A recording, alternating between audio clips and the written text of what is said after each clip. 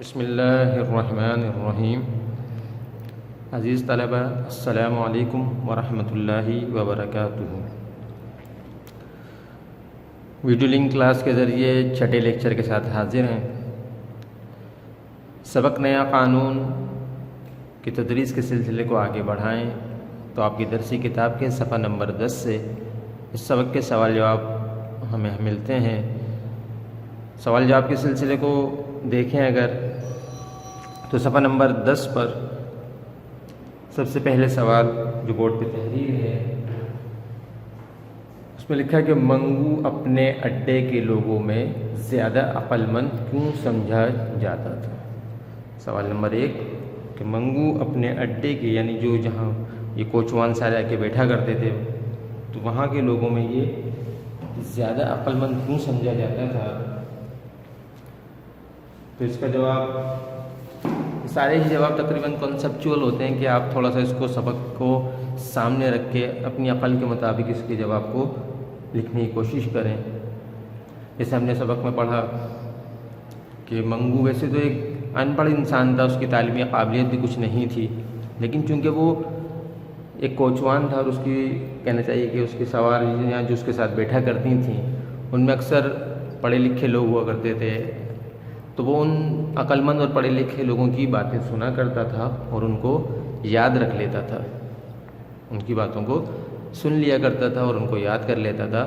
اور اپنے طور پہ اس سے کچھ چیزیں اخذ کر کے پھر جب وہ سارے کوچوان بیٹھا کرتے تو اس کو وہ ان سامنے بیان کرتا۔ تو باقی کوچوانوں کے نزدیک یہ معلومات چونکہ ان کے اور کسی کے پاس نہیں ہوا کرتی تھی، اتنی ذہانت ان کے مقابلے میں کسی کے پاس نہیں تھی، تو اس لیے اڈے کے جو باقی کوچوان تھے وہ اپنے طور پر منگو کو اپنے سے زیادہ عقل مند سمجھتے تھے، یعنی اس کی معلومات کی بنیاد پہ، چونکہ وہ مختلف موضوعات پہ گفتگو کرنا جانتا تھا، اور اس کی وجہ کیا تھی کہ اس کے سواریاں بیٹھا کرتی تھیں، وہ ان کی باتیں سنتا اور ان باتوں کو ذہن نشین کر لیتا اور ان کی بنیاد پر وہ اپنے ساتھیوں کے ساتھ بیٹھ کے گفتگو کیا کرتا تھا، جس کی بنیاد پر اڈے کے لوگ اس کو اپنے سے زیادہ عقل مند سمجھا کرتے تھے۔ سوال نمبر 2 جو کتاب میں موجود ہے کہ منگو یہ کیوں کہا کرتا تھا کہ ہندوستان کبھی آزاد نہ ہوگا؟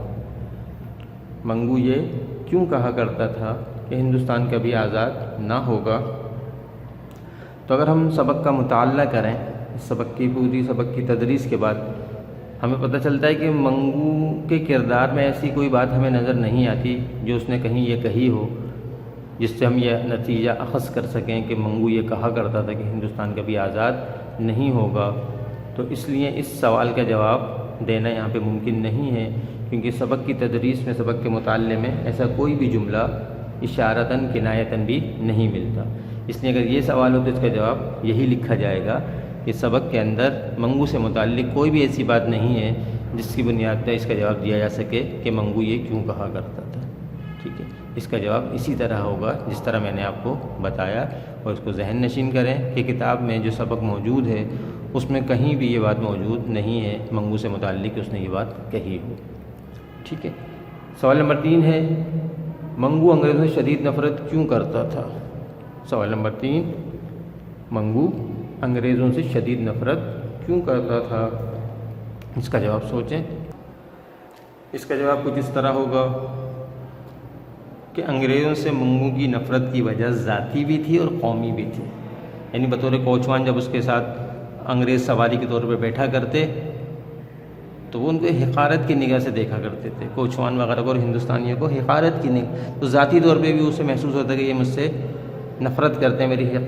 میری تذلیل کرتے ہیں، اور چونکہ ہندوستان پہ مسلط تھے اس لیے بطور ہندوستانی قومی مسئلہ بھی تھا، تو وہ اس کا ذاتی مسئلہ بھی تھا اور قومی بھی تھا۔ منگو سمجھتا تھا کہ انگریز حکمران اور افسران اس کی قوم پر ظلم و ستم کر رہے ہیں، وہاں پہ ہندوستانیوں کو مغلوب کر کے ان کی حکومت پہ قبضہ کر کے کیا کر رہے ہیں، اس قوم پر ظلم و ستم کر رہے ہیں، جبکہ عام انگریز کا رویہ تمام ہندوستانیوں خصوصاً کوچوانوں کے ساتھ بڑا ہی ذلت آمیز ہوتا تھا، یعنی جس طرح حقارت اور ذلت آمیز رویے سے ہندوستانیوں سے پیش آتے تھے، یہ ساری باتیں، کیونکہ ہر ایکشن کا ایک ری ایکشن ہوتا ہے، ہر عمل کا ایک رد عمل ہوتا ہے، تو جب ان کی تذلیل کی جاتی تو وہ کمزور تھے، غریب تھے، لیکن دل میں ان کی جو تھا انگریزوں کے خلاف نفرت بڑھ رہی تھی، اور منگو کی انگریزوں سے نفرت کی وجہ بھی یہی تھی کہ جو ان کا ظلم و ستم تھا انگریزوں کا، اور جو حقارت تھی ہندوستانیوں کے لیے، وہ ساری چیزیں مل کے اس کی نفرت کو بڑھا رہی تھیں۔ ہندوستانیوں کے خلاف جو وہ لوگ کہنا چاہیے اپنے عمل سے ظاہر کرتے تھے، تو وہ چیزیں آہستہ آہستہ لوگوں کے دلوں میں نفرت کی شکل میں بدل رہی تھیں۔ چوتھا سوال ہے، منگو اپنے طور پر نئے قانون سے کیا مراد لے رہا تھا؟ اس کا جواب بھی کچھ اس طرح ہوگا کہ منگو نے جب کچھ سواریوں سے یہ بات سنی کہ ملک میں نیا قانون نافذ ہونے والا ہے، تو اسے یہ امید ہو چلی اور اس نے اندازہ لگا لیا کہ اب کہنا چاہیے ہندوستانی کی قسمت بدلنے والی ہے، نیا قانون آئے گا تو ہماری قسمت بدل جائے گی اور شاید ہمیں آزادی مل جائے گی، اور ایک ہم آزاد قوم کی حیثیت سے زندہ رہنا شروع کر دیں گے، اور اس جیسے غریبوں کی قسمت بدل کے رکھ دے گا یہ قانون، اور اس انگریزوں سے اس قوم کو نجات مل جائے گی۔ یہ منگو اپنے طور پر نئے قانون سے مراد لے رہا تھا کہ غلامی کا خاتمہ ہوگا، غریب کی قسمت بدلے گی، ان کی زندگیوں میں رونقیں آئیں گی، ان کے ساتھ جو ذلت آمیز رویہ وہ ختم ہو جائے گا، اور انگریز اس ملک کو چھوڑ کے چلے جائیں گے، اور ہندوستان میں دوبارہ ہندوستانی اپنی ایک کہنا چاہیے باعزت قوم کے طور پر رہنا شروع کر دیں گے۔ اپنے طور پر اس نے یہ نئے قانون سے ایک نتیجہ یا ایک کہنا چاہیے کہ مراد لے لی تھی، جس کی بنیاد پہ وہ امید لگا کے بیٹھا تھا کہ نئے جو یکم اپریل کا سورج ہے وہ اس کے لیے یا اس کی قوم کے لیے ایک نیا دن لے کر طلوع ہوگا، لیکن ایسا کچھ بھی نہیں ہوا تھا۔ سوال نمبر 5 اگر دیکھیں ہم مشقی سوال کا، منگو کے لیے 1 اپریل کی کیا اہمیت تھی؟ منگو کے لیے 1 اپریل کی کیا اہمیت تھی؟ تو اس کا جواب ہم اس طرح کچھ کہہ سکتے ہیں کہ ہندوستان میں 1 اپریل 1935 کو ایک نیا قانون نافذ ہونے جا رہا تھا، جس کا تذکرہ منگو نے بھی سن لیا تھا، اور منگو یہ سمجھ رہا تھا کہ 1 اپریل کا دن آزادی کا پیغام لانے والا ہے۔ اس دن انگریزوں کے سارے مظالم ختم ہو جائیں گے اور ایک نئے دور کا آغاز ہوگا۔ اس لیے جو منگو ہے وہ 1 اپریل کا بڑی بے چینی سے انتظار کر رہا تھا، کہ وہ سمجھ رہا تھا کہ اس دن نیا قانون نافذ ہونے والا ہے اور ہندوستانیوں کی قسمت بدل جائے گی اور انگریزوں سے انہیں نجات مل جائے گی، اس لیے اس دن کو بہت اہمیت دے رہا تھا۔ پھر سوال نمبر 6 ہے کہ وہ اس دن کیا دیکھ کر مایوس ہو رہا تھا؟ وہ اس دن کیا دیکھ کے مایوس ہو رہا تھا؟ یعنی 1 اپریل کو جب وہ صبح نکلا تو اسے مایوسی کا سامنا کرنا پڑا، تو اسے کیوں مایوس ہو رہا تھا؟ کیونکہ منگو نے نئے قانون کے ظلم سے آزادی سے سمجھ رہا تھا، منگو نئے قانون کو ظلم سے آزادی سمجھ رہا تھا اور 1 اپریل کو تبدیلی دیکھنا چاہتا تھا۔ مگر 1 اپریل کی صبح جب وہ اپنے تانگہ اڈے پر لے کر آیا تو اسے دیکھ کر حیرانی ہوئی کہ ہر چیز ویسی کی ویسی ہی تھی اور کوئی تبدیلی واقع نہیں ہوئی تھی، جسے دیکھ کر منگو کی مایوسی بڑھتی جا رہی تھی۔ وہ جو اس کے ذہن میں ایک تصور اور خیال تھا تبدیلی کا، جب وہ صبح اٹھ کے دیکھا اس نے اور اسے کوئی تبدیلی نظر نہ آئی، تو جیسے جیسے وقت گزرتا جا رہا تھا اس کی مایوسی بھی بڑھتی جا رہی تھی، کیونکہ اس نے اس قانون سے متعلق جو امیدیں وابستہ کر لی تھیں وہ ساری امیدیں چکناچور ہو رہی تھیں۔ سوال نمبر 7 ہے کہ منگو نے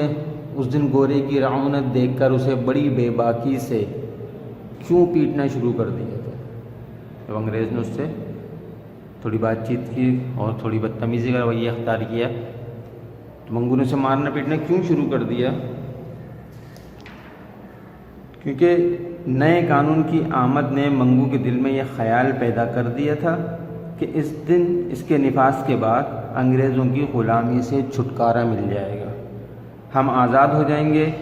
اور ہم آزادانہ زندگی گزاریں گے، اور انگریز جو ہمارے ساتھ رویہ رکھتے ہیں وہ سب ختم ہو جائے گا، اور انگریزوں کو یہ حق حاصل نہیں رہے گا